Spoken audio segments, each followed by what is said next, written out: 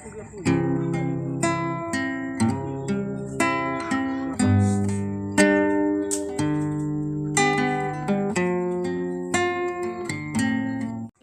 mari kita membuka Alkitab kita dari Mazmur 128 ayat 1 sampai ayat yang ke-6. Mazmur 128 ayat 1 sampai ayat yang ke-6. Berkata atas rumah tangga, nyanyian siaran. Berbahagialah setiap orang yang takut akan Tuhan, yang hidup menurut jalan yang ditunjukkannya. Apabila engkau memakan hasil jerih payah tanganmu, berbahagialah engkau dan baiklah keadaanmu. Istrimu akan menjadi seperti pohon anggur yang subur di dalam rumahmu.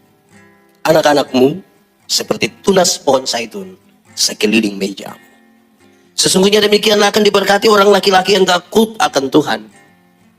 Kiranya Tuhan memberkati engkau dari Sion, supaya engkau melihat kebahagiaan Yerusalem seumur hidupmu, dan melihat anak-anak dari anak-anakmu, damai sejahtera atas Israel. Demikian firman Tuhan. Berbahagia setiap orang yang mendengar firman, memelihara dan melakukan dalam hidup setiap hari. Shalom. Wajrike, shalom.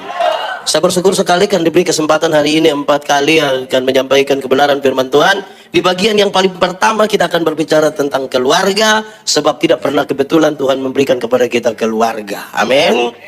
Saya mulai dengan mengatakan ini, dan ini sebuah pertanyaan penting bagi kita. Apakah saudara bahagia? Yakin bahagia?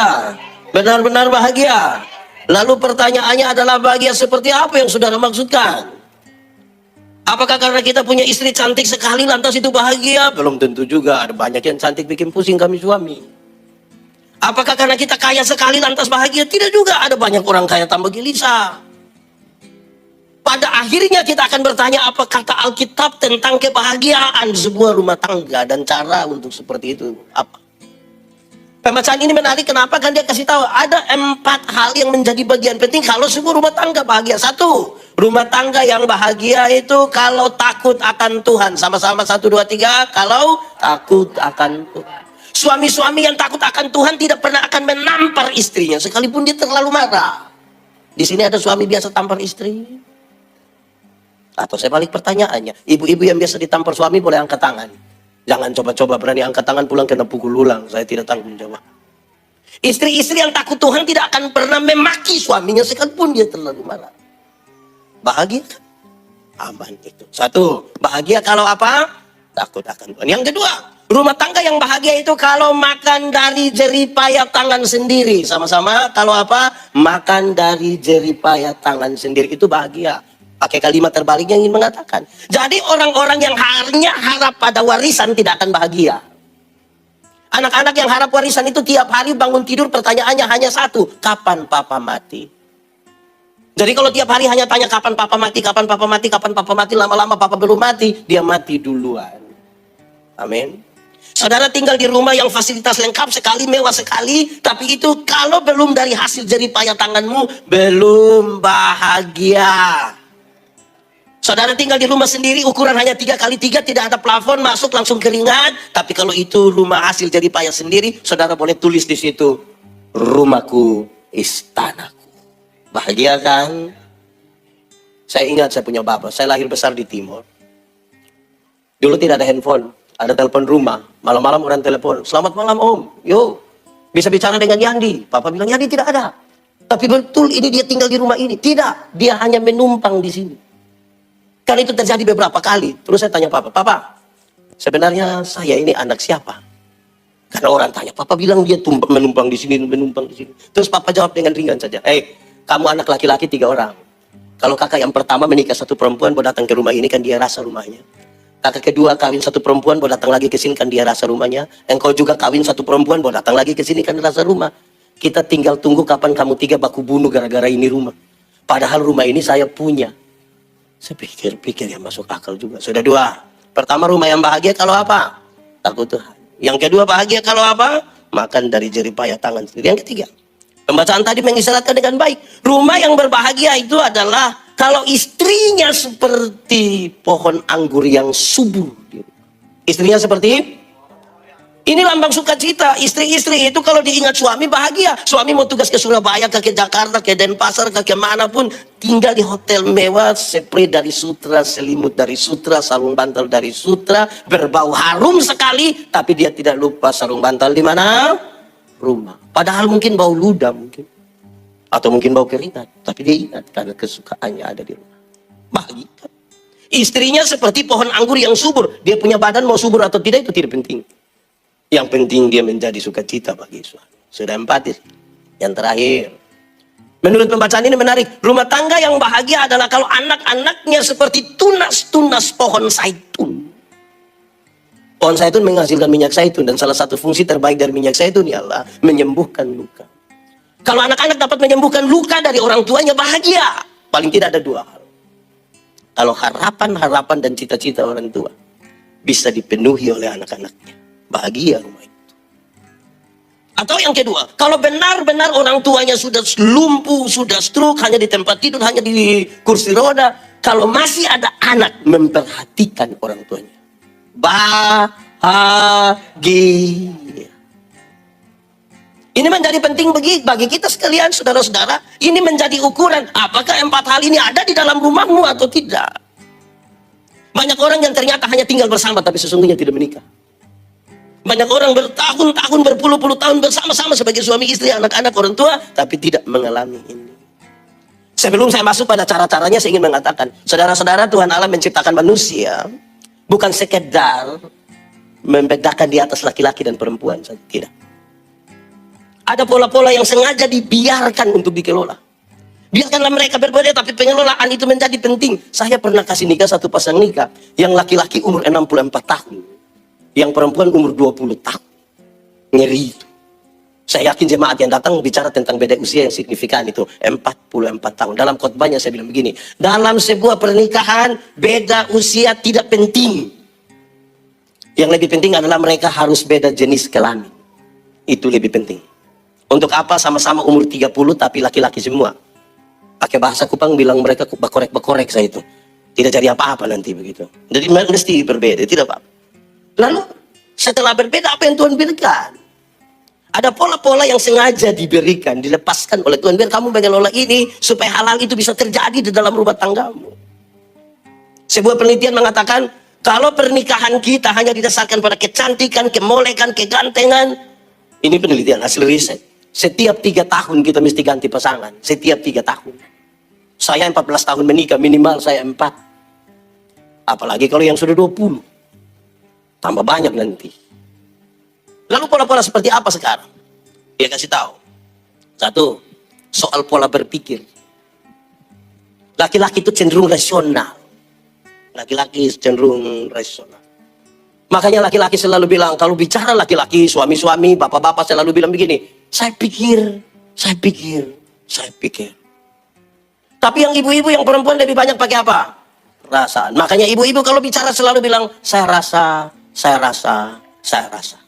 Bayangkan kalau nikah 20 tahun, satu hanya saya pikir, satu hanya saya rasa. Lama-lama tetangga-tetangga bilang, sudah rasa kamu.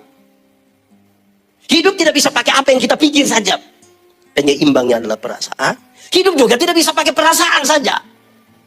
Penyeimbangnya adalah saudara-saudara, saya melayani di satu pulau kecil di selatan NTT.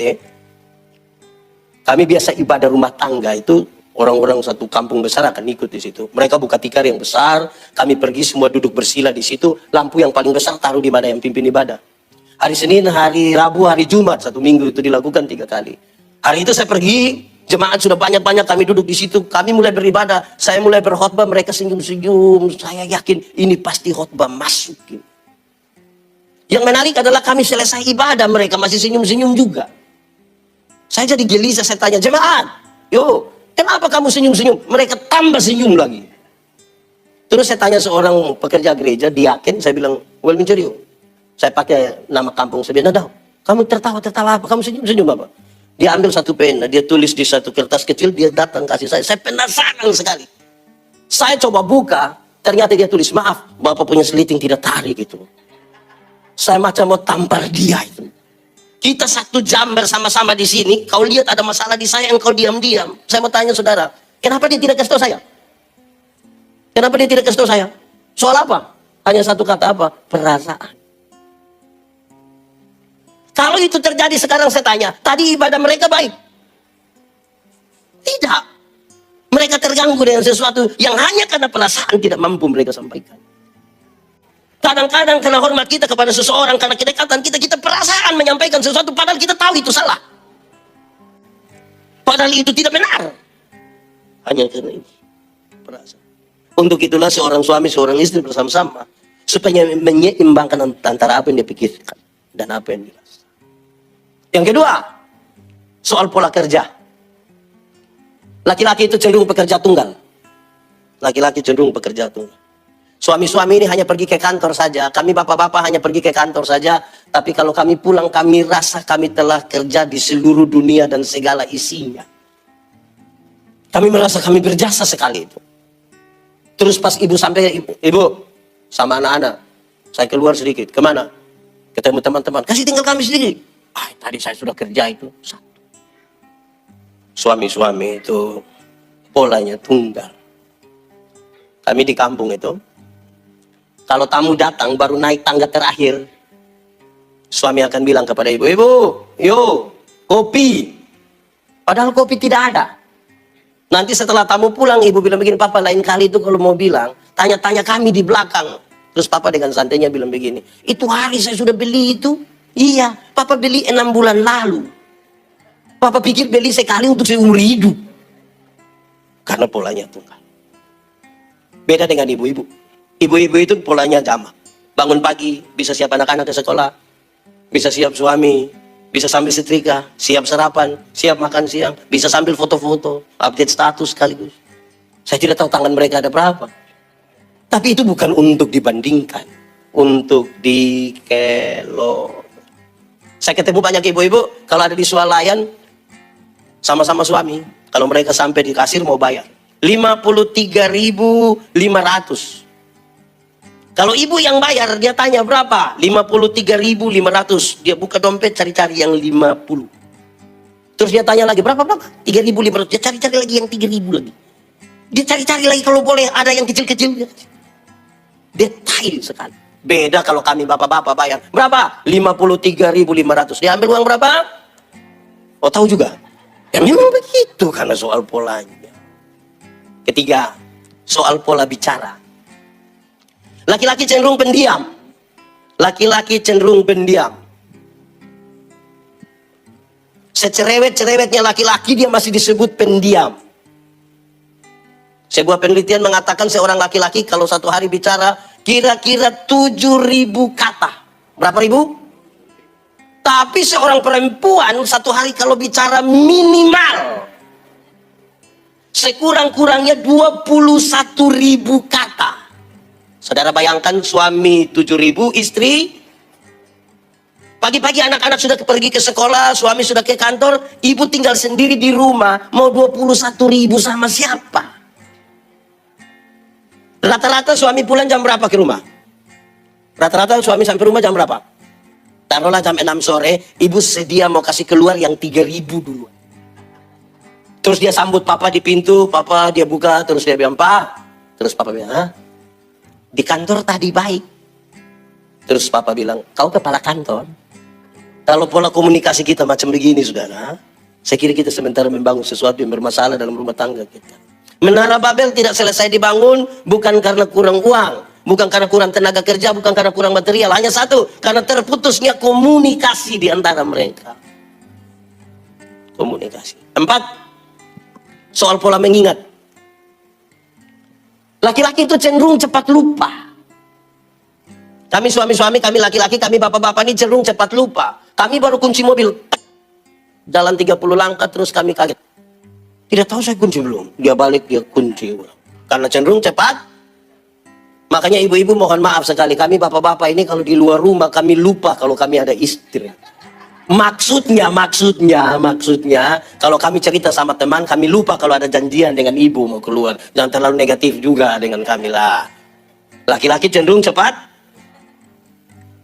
Tapi seorang perempuan ingatannya tajam sekali. Setajam. Kalau ada suami bilang kepada istrinya, Ma, Orang seperti saya tidak pernah marah istri. Yang protes pasti istrinya. Tidak pernah apa. Memang tidak pernah. Pernah. Yang mana? Waktu itu. Waktu itu mana? Tahun 1900 itu dia ingat. Jangan coba-coba sama istri. Saya ingat, saudara-saudara, kalau ada yang pernah punya pengalaman seperti saya, waktu masih kecil, siapa pernah periksa saku-saku dari pakaian kerja atau pakaian keluar rumah dari orang tua? Kalau pernah periksa, saya kira kita sepakat. Yang paling banyak didapat itu di siapa punya? Papa punya. Papa pasti lupa 5.000, 10.000, 20.000. Jangan coba-coba periksa mama punya. Itu pekerjaan sia-sia. Dalam hal inilah mama seturut dengan Alkitab. Di mana hartamu berada. Oh, ibu-ibu tahu juga. Ibu-ibu ini kita pinjam Tupperware-nya saja, dia hafal seumur hidup itu. Ingatannya tajam sekali. Saudara-saudara, kalau 4 hal ini dikelola dengan baik, berbahagialah engkau untuk hal-hal tadi. Sekarang, oke Pak Pendeta, lalu bagaimana caranya supaya pengelolaan itu bisa terjadi? Saya akan sebutkan secara cepat beberapa hal ini. Yang perlu kita lakukan hanya satu, tapi nanti poin-poinnya ada 1-2 yang ingin saya sampaikan. Supaya dia menjadi bahagia dan hal-hal itu bisa dikelola dengan baik, lakukanlah hal ini, yaitu makanlah bersama-sama. Duduklah bersama-sama di meja makan, itu suami, istri, anak-anak, orang tua, makanlah bersama-sama di situ. Bahagia. Anda boleh jadi orang yang sangat sibuk dimanapun, tapi jangan lupa makan bersama-sama dengan keluarga. Kenapa? 1, biasa kalau kita makan sama-sama mulai dengan apa? Pasti berdoa. Salah satu bentuk dari takut Tuhan itu adalah apa? Berdoa. Di mana kita berlatih bersama, cukup di meja makan. Kalau ada makanan di situ. Kami di kampung itu biar makanan banyak-banyak di situ. Babi di Kupang banyak begitu, saudara, tapi tidak akan ada yang berani ambil. Tunggu, Bapak Pendeta, semua sudah tersedia. Mari kita berdoa. Kok Bapak Pendeta pimpin? Yang sudah pegang sekalipun tidak biasa doa makan, tapi karena ada rame-rame, orang tutup mata, dia ikut tutup mata. Dia buka mata separuh, masih tutup mata, dia tutup pulang sambil dia gitu. Berdoa. Doa makan hanya berisi 2. 1, doa makan itu berisi sebuah ucapan syukur, ucapan terima kasih. Orang yang tidak tahu bersyukur, orang yang tidak tahu berterima kasih tidak akan bahagia. Cara terbaik menikmati hidup ini adalah bersyukur. Saya mau tanya kepada kita dulu, bapak-bapak. Di sini tidak ada bapak-bapak. Bapak-bapak, terima kasih itu baik atau tidak? Baik, kalau begitu saya tanya, siapa yang di rumah setelah istrinya siap sarapan, dia bilang, ibu, terima kasih? Ada? Makanya saya lihat ibu-ibu tertekan nih. Yang aneh dari kami bapak-bapak, ibu siap sarapan, kami tidak terima kasih. Tapi kalau dia pergi ke warung, istirahat kantor, makan, sudah bayar lagi, terima kasih lagi. Terus dia janji itu orang, Mbak, besok saya datang lagi. Bagaimana mau bahagia? Saya mau bilang kepada bapak-bapak, coba sebentar atau sebentar malam pulang. Di rumah, ibu siap sarapan, ibu siap makanan. Coba dengan yakin sekali, papa bilang kepada mama, sayang, terima kasih. Kalau itu bapak-bapak ucapkan, saya yakin-yakinnya ibu-ibu itu akan pikiran sekali. Paling tidak dia punya pikiran 2. 1, dia pasti berpikir begini, tidak tahu roh apa sudah naik saya ke suami. Sampai tiba-tiba dia bisa ucapkan. Karena tidak pernah diucapkan. Atau yang kedua, jangan-jangan ibu pikir begini, jangan-jangan ini hari terakhir. Jadi tiba-tiba dia bisa ucapkan dengan baik. Di doa makan itu kita belajar apa? Terima kasih, bersyukur. Ada orang tahu menjadi kaya tapi tidak tahu menjadi bahagia. Ada orang tahu mengumpulkan uang yang banyak tapi tidak tahu cara menikmati. Kenapa? Karena tidak tahu bersyukur. Hati manusia ini lebih luas dari isi dunia. Artinya seluruh dunia isi pada hati manusia, tetap akan kurang juga. Kenapa? Karena kita selalu tidak puas. Untuk mengisi itu hanya satu kata apa? Bersyukur. Latihannya di mana? Meja makan. Di kampung di timur saya bilang begini, kamu kumpul uang banyak-banyak tidak pernah jalan-jalan ke Surabaya. Nanti satu saat di Surabaya baru telepon saya, pendeta, yo saya di Surabaya, enak kok pesir-pesir. Tidak apa-apa. Terus saya di rumah sakit Dr. Sutomo, sudah dapat rujukan dulu baru datang ke sini. Karena dia tahu menjadi kaya, tapi tidak tahu menjadi bahagia. Amin. Kedua, doa makan itu adalah sebuah pengakuan, berisi sebuah pengakuan bahwa berkat-berkat yang kita punya ini Tuhan yang kasih bagi kita. Tuhan yang kasih. Kita yang tanam, kita yang siram, siapa yang beri pertumbuhan? Tuhan. Berkat Tuhan yang menjadikan kaya. Sepanjang orang tidak pernah mengakui bahwa berkat-berkatnya Tuhan yang kasih, dia tidak akan bahagia. Apalagi dia memberi persembahan. Ada orang kalau dia beri persembahan di kampung itu dia lipat. Pak, kenapa sampai begitu? Pak, kalau tangan kanan memberi, tangan kiri tidak boleh tahu. Saya bilang, iya, tapi saya tahu. Papa tahu apa? 1000. Makanya engkau simpan. Kalau 100.000 saya tidak yakin begini. Saya yakin engkau akan begini.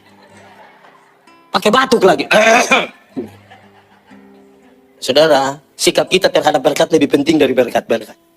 Banyak mata tertuju kepada berkat dan bukan kepada sumber berkat. Kan itu dia belajar makan bersama-sama supaya berdoa. Dan di situ dia mengerti hal ini. Itu satu. Di meja makan kita buat apa? Berdoa. Kedua, biasanya di meja makan orang buat apa? Di meja makan orang buat apa? Ya makan. Di meja makan itu jangan buat yang lain-lain, makan saja. Kasih mati handphone semua, makan saja. Tidak usah tidur di meja makan. Meja makan mengajarkan kepada kita untuk tahu diri, tahu tempat. Kenapa banyak rumah tangga tidak bahagia? Karena tidak tahu diri, tidak tahu tempat. Masalah sedikit dengan suami, masalah sedikit dengan istri, masalah sedikit dengan ipar-ipar, masalah sedikit dengan mertua. Taruhnya di media sosial. Itu jadi kita punya masalah. Karena tidak tahu tempat. Latihannya cukup di meja makan.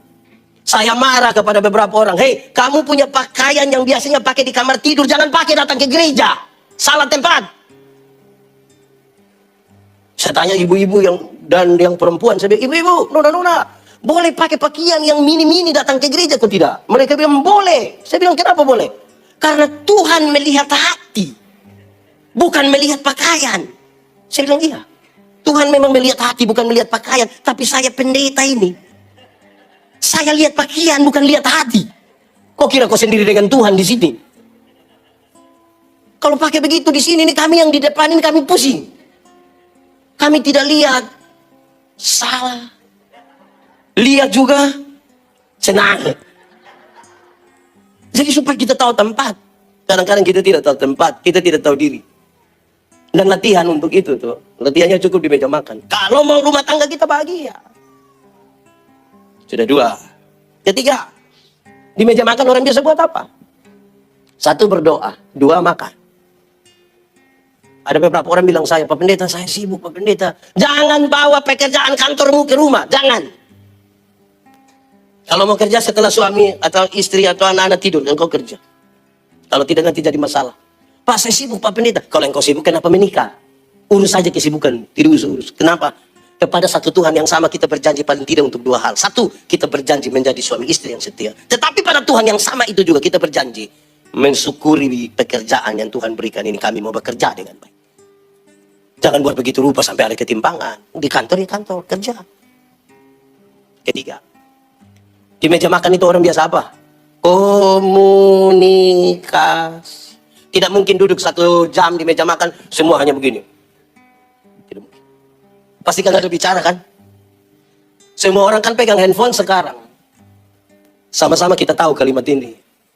Handphone berhasil mendekatkan yang jauh, tapi menjauhkan yang kesempatan hari Minggu ini baru bisa bersama-sama dengan keluarga, duduk sebentar siang makan sama-sama, sudah di meja makan masing-masing asik sendiri, ketawa-ketawa sendiri lagi.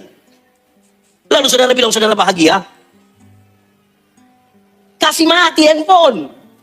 Apalagi kalau ada di situ tiba-tiba ada telepon masuk yang suami angkat, terus dia langkah keluar sedikit, terus dia bilang halo, halo. Kalau itu terjadi, hai istri-istri, aku berkata kepadamu, curiga sudah. Rahasia negara apa yang terlalu sampai bicara harus pakai bisik-bisik. Halo. Di meja makan itulah kesempatan suami bertanya kepada istri, Mama, yo, kenapa ini sayur garam semua? Terus istri bilang, Papa minta maaf, Papa, tadi waktu Mama tumis ini sayur, Mama terlalu ingat Papa. Jadi Mama pikir Papa garam, Mama ambil taruh-taruh sebegini. Yang penting ada komunikasi. Di meja makan itu kesempatan Papa tanya kepada yang anak laki-laki, hei laki-laki, kau di sekolah dapat berapa? Saya dapat 10, Bapak. Kau hebat sekali, macam Papa, betul itu. Itu Papa sekali itu. Tanya yang perempuan, di sekolah dapat berapa? Papa tadi matematika susah, saya dapat 3. Aduh, kau macam Mama punya keturunan. Tapi yang penting komunikasi. Komunikasi. Komunikasi. Jangan tunggu mau mati berkomunikasi. Saya berkhotbah tentang buah roh, saya bilang ada satu unsur dari buah roh yaitu kelemah lembutan. Kelemah lembutan. Saya bilang kami suami-suami di bagian timur Indonesia, kami hanya sampai di lemah saja. Lembut tidak.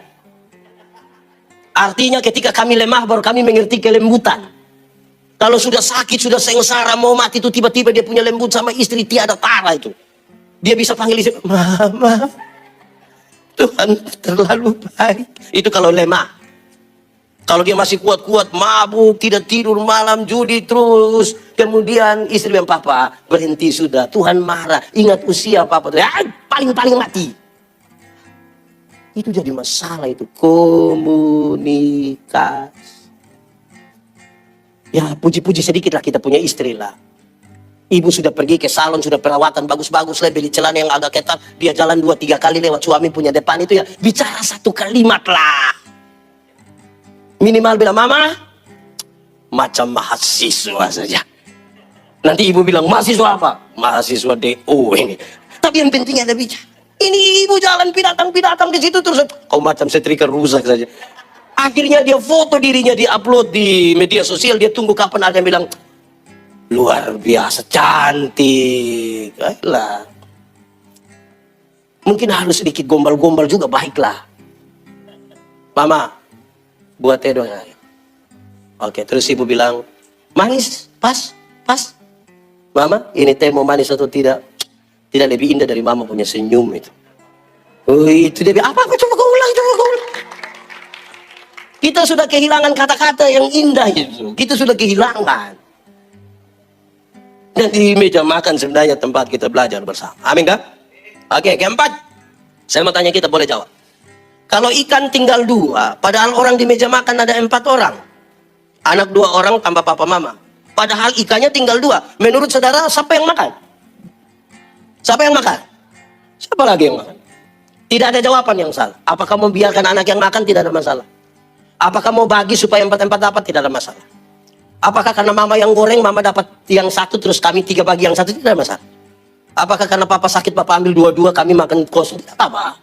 Tapi di meja makan itulah kita belajar mengingat orang lain. Belajar apa? Ya. Biasa rumah yang tidak bahagia itu kan satu tidak ingat yang lain. Anak-anak kita utus mereka sekolah jauh-jauh ke luar negeri dengan harapan mereka bisa selalu ada komunikasi. Ternyata mereka telepon pada waktu. Ya kira-kira begitu. Kalau masing-masing saling mengingat seorang dengan yang lain, ya jadi bagus. Karena ingat orang lain. Biasanya kita tidak saling mengingat, itu jadi soal kita. Bagaimana mau bahagia? Saudara-saudara, sebegitu pentingkah? Iya. Akan tiba waktunya seorang perempuan meninggalkan ayah ibunya untuk bersatu dengan suami. Begitupun sebaliknya. Sebegitu pentingnya itu keluarga, sampai keluarga yang paling penting orang tua saja kita tinggalkan untuk hidup bersama-sama. Kalau sudah tidak ada komunikasi, kata kunci dari sebuah relasi adalah komunikasi. Terakhir, saya melayani di satu pulau. Kami biasa makan di Emukelaga. Emukelaga itu artinya rumah panggung. Mau naik ke atas, kami buka sepatu, buka sendal, duduk bersila, makan di situ, makan di situ. Karena itu dilakukan terus-menerus, saudara-saudara. Setiap kali pulang kampung, lihat papa mama, kami makan di meja makan, saya punya kecenderungan angkat kaki. Setiap kali ini lutut lebih sedikit dari meja makan, papa selalu bilang begini, kau punya lutut bagus sekali. Kami makan sambil bicara, tapi kalau makanan masih ada di dalam mulut, kami paksa bicara, papa selalu bilang, suara dari mana, makan dari mana? Berulang beberapa kali dan kemudian saya ambil kesimpulan. Ternyata di meja makan itu kita belajar etika dan moral. Di meja makan kita belajar apa? Semua rumah tangga itu punya masalah. Bertengkar, berkelahi, semua rumah tangga ada. Tapi yang punya etika dan moral berbeda dengan yang tidak punya etika dan tidak punya moral. Dan belajarnya cukup di meja makan. Bangsa Israel dalam pembuangan ke Babel mengalami 3 persoalan serius. Pertama, secara politik nasional mereka tidak punya pemimpin. Semua tidak suka dijajah, tapi siapa mau pimpin siapa? Yang kedua, secara ekonomi mereka rusak parah. Karena mereka hanya jadi budak. Bekerja seharian itu hanya untuk kepentingan para tuan. Yang ketiga, setelah bait Allah di Yerusalem dihancurkan, tidak ada lagi tempat bagi mereka untuk belajar iman, etika, dan moral. Dengarlah seruan para nabi ketika mereka pulang ke Yerusalem. Pulanglah ke Yerusalem, pulanglah ke Yerusalem. Tapi sampai di Yerusalem, jangan urus duluan presidenmu, jangan urus duluan pemimpinmu, tidak usah urus duluan ekonomimu. Bangun duluan bait Allah, tempat di mana engkau belajar etika, iman, moral. Sebab apa? Kamu punya pemimpin, tapi kalau tidak punya etika, moral, dan iman, dia menghancurkan satu bangsa. Kamu boleh kaya raya, tapi kalau tidak punya etika, iman, dan moral, menghancurkan keluargamu. Ini nasihat yang luar biasa. Supaya bangsa ini tetap kuat. Ingat Tuhan, tapi tahu diri. Cukup lakukan itu. Terjadilah. Kenapa saudara-saudara? Saya kira dalam perjalanan rumah tangga ini kadang-kadang kasih sudah jadi dingin. Saya akhiri khotbah ini, saudara.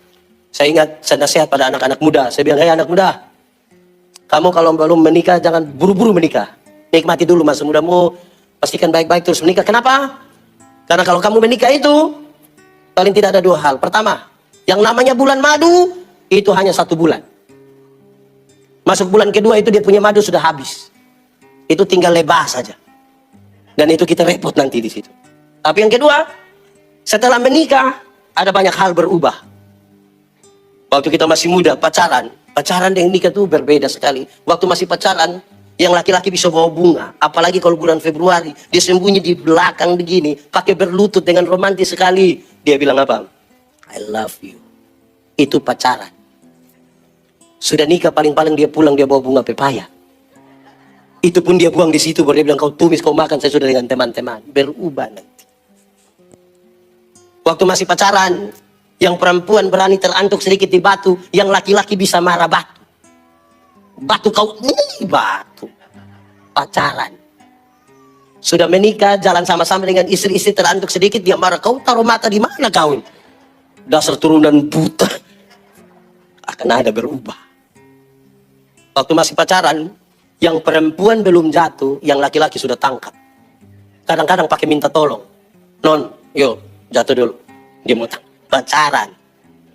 Sudah menikah, naik motor sama-sama, tabrak anjing, jatuh. Suami ambil motor, tidak ambil istri. Istri protes, papa bagaimana ambil motor, tidak ambil saya. Minta maaf sayang, mama sudah lunas, tapi motor ini. Ini masih 17 kali ini nih. Akan ada banyak hal berubah kalau kita tidak biasa berlatih bersama. Ternyata kita hanya tinggal serumah. Dan kita bukan membangun sebuah pernikahan yang memuliakan Tuhan Allah. Amin. Mari kita tunduk kepala di hadapan Tuhan. Kita berdoa. Bapa di sorga, kami bersyukur kepadamu. Kesempatan kami belajar dari firman-Mu. Kami sangat terbatas, tapi kami percaya Tuhan tidak terbatas bagi kami. Engkau bekerja oleh Roh-Mu yang kudus. Bukan saja membuat kami mengerti firman-Mu, tapi lebih dari itu, kami menjadi pelaku-pelaku firman Tuhan. Diberkati semua yang datang hari ini. Kami berdoa biar firman-Mu bertumbuh dan berbuah dalam hidup kami. Dan firman-Mu jadi pelita bagi kaki kami. Sekaligus terang bagi jalan kami. Terpujilah nama Tuhan. Di dalam nama Yesus kami berdoa.